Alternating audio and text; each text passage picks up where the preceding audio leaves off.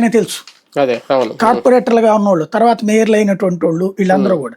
ఇప్పుడు రాయని భాగ్యలక్ష్మి ఉంది, ఇంటికి పరిమితమైన ఆవిడ వాళ్ళ నడిపించగలిగింది కదా.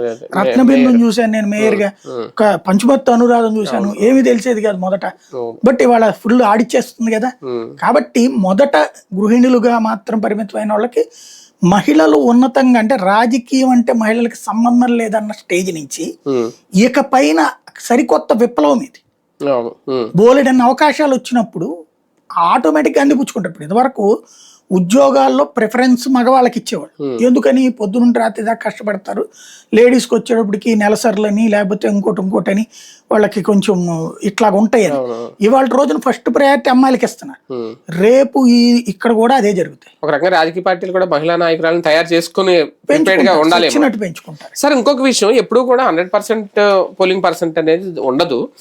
ఇప్పుడు మహిళలకి రిజర్వేషన్లు పెంచడం, ఎక్కువ మంది వాళ్ళని తీసుకురావడం వల్ల ఎక్కువగా పోలింగ్ శాతం, ఓటు వేయడానికి మహిళలు ఏమన్నా ఎక్కువగా వచ్చే అవకాశం ఏమైనా ఉంటుంది? ఏముండదండి. బేసిక్ గా మనం ఒకటి గుర్తుపెట్టుకోవాలి, 10% ఓటింగ్ అసలు కౌంట్ అయ్యకూడదు.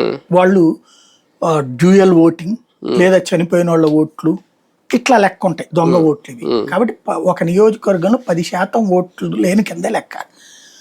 మనకి తెలుగు రాష్ట్రాల్లో చూస్తే 75 నుంచి 80% దాకా పోలింగ్ అవుతుంది. అంటే మనం చాలా ప్రోగ్రెసివ్గా ఉన్నాం ఆల్రెడీ.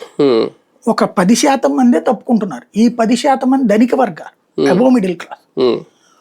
వీళ్ళు మా గవర్నమెంట్తో ఏం పని, ప్రజాప్రతినిధి మేము ఎంత చెప్తే అంత అనేటటువంటి, లేదా మా డబ్బులు పడేసి పని